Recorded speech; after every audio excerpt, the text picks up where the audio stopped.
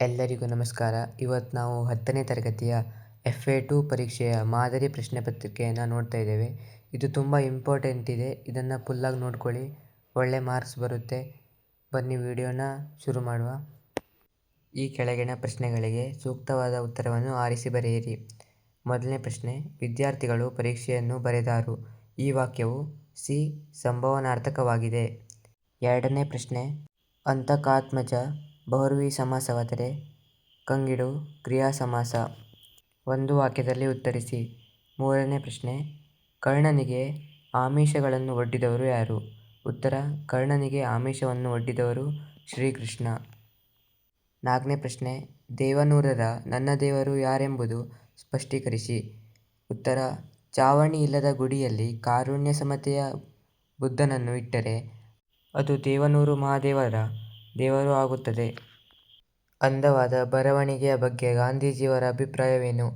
ಒಳ್ಳೆಯ ಬರವಣಿಗೆ ಉತ್ತಮ ಶಿಕ್ಷಣದ ಅತ್ಯವಶ್ಯವಾದ ಅಂಶವೆಂಬುದು ಪ್ರತಿಯೊಬ್ಬ ಯುವಕ ಯುವತಿಯೂ ತಿಳಿದುಕೊಳ್ಳಲೇಬೇಕು ಎಂದು ಗಾಂಧೀಜಿಯವರು ಅಭಿಪ್ರಾಯಪಟ್ಟಿದ್ದಾರೆ. ಈ ಕೆಳಗಿನ ಪ್ರಶ್ನೆಗಳಿಗೆ 3-4 ವಾಕ್ಯದಲ್ಲಿ ಉತ್ತರಿಸಿ. ವಚನಕಾರರ ದೃಷ್ಟಿಯಲ್ಲಿ ಅರಿವು ಎಂದರೆ ಏನು ವಿವರಿಸಿ. ವಚನಕಾರರ ದೃಷ್ಟಿಯಲ್ಲಿ ಅರಿವು ಎಂದರೆ ತನ್ನಷ್ಟಕ್ಕೆ ತಾನು ಇರುವ ಕೇವಲ ತಿಳುವಳಿಕೆ, ಜ್ಞಾನ ಮಾತ್ರ ಅಲ್ಲ. ಇದು ಕ್ರಿಯೆಯ ಅನುಭವದಿಂದ ಒಡಮೂಡುವುದು. ಅದು ಕೇಳಿ ತಿಳಿದದ್ದಲ್ಲ. ಕ್ರಿಯೆಯಲ್ಲಿ ಮೂಡಿದ ತಿಳುವಳಿಕೆ. ಅದು ತರ್ಕವಲ್ಲ. ನಡೆಯಿಂದ ನುಡಿ ಹುಟ್ಟಿದರೆ ಅದು ಅರಿವು. ಕವಿ ಕೃತಿ ಪರಿಚಯ ಬರೆಯಿರಿ. ರನ್ನ. ಕನ್ನಡದ ರತ್ನತ್ರಯರಲ್ಲಿ ಒಬ್ಬನಾದ ರನ್ನನು ಕ್ರಿಸ್ತ.ಶಕ ಸುಮಾರು 949ರಲ್ಲಿ ಬಾಗಲಕೋಟೆ ಜಿಲ್ಲೆಯ ಮುಧೋಳದಲ್ಲಿ ಜನಿಸಿದನು. ತಂದೆ ಜಿನವಲ್ಲಭ, ತಾಯಿ ಅಬ್ಬಲಬ್ಬೆ. ಈತನು ಸಾಹಸ ಭೀಮವಿಜಯ, ಅಜಿತ ತೀರ್ಥಂಕರ ಪುರಾಣ ತಿಲಕಂ, ಪರಶುರಾಮ ಚರಿತಂ, ಚಕ್ರೇಶ್ವರ ಚರಿತಂ ಎಂಬ ಕಾವ್ಯಗಳನ್ನು ಬರೆದಿದ್ದಾನೆ. ರನ್ನಕಂದ ಎಂಬ ನಿಘಂಟನ್ನು ಬರೆದಿದ್ದಾನೆ.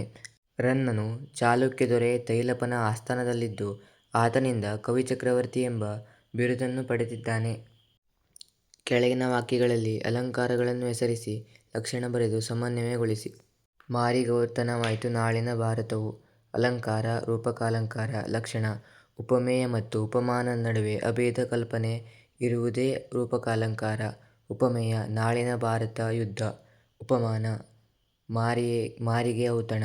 ಸಮನ್ವಯ, ಇಲ್ಲಿ ಉಪಮೇಯವಾದ ನಾಳಿನ ಭಾರತ ಯುದ್ಧವನ್ನು ಉಪಮಾನವಾದ ಮಾರಿಯ ಔತಣಕ್ಕೆ ಅಭೇದವಾಗಿ ವರ್ಣಿಸುವುದರಿಂದ ರೂಪಕಾಲಂಕಾರವಾಗಿದೆ. ಕೆಳಗಿನ ಹೇಳಿಕೆಗೆ ಸಂದರ್ಭ ಮತ್ತು ಸ್ವಾರಸ್ಯ ಬರೆಯಿರಿ. ಮಾದ್ರಿಯಲ್ಲೊಂದು ಮಂತ್ರದೊಳಿಬ್ಬರು ರುದಿಸಿದರು.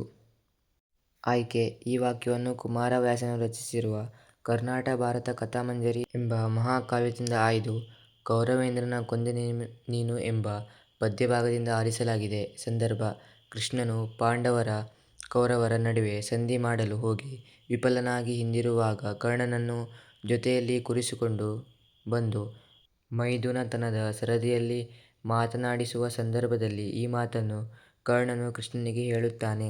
ಸ್ವಾರಸ್ಯ: ಶ್ರೀಕೃಷ್ಣನು ಕರ್ಣನಿಗೆ ಆತನ ಜನ್ಮ ವೃತ್ತಾಂತವನ್ನು ತಿಳಿಸುತ್ತಾ ಪ್ರತಿಯೊಬ್ಬ ಪಾಂಡವರ ಜನ್ಮ ವೃತ್ತಾಂತದ ಬಗ್ಗೆ ವಿವರಿಸಿರುವುದು ಶ್ರೀಕೃಷ್ಣನ ಈ ಮಾತಿನಲ್ಲಿ ಸ್ವಾರಸ್ಯಪೂರ್ಣವಾಗಿ ವ್ಯಕ್ತವಾಗಿದೆ. 8-10 ವಾಕ್ಯದಲ್ಲಿ ಉತ್ತರಿಸಿ. ಈ ಪ್ರಶ್ನೆನ ನೀವು ಪೋಸ್ ಮಾಡಿಕೊಂಡು ಓದ್ಕೊಳ್ಳಿ. ತುಂಬ ಇಂಪಾರ್ಟೆಂಟ್ ಇದೆ. 2 ಪ್ರಶ್ನೆಗಳಿವೆ, ಇದನ್ನು ಓದ್ಕೊಳ್ಳಿ.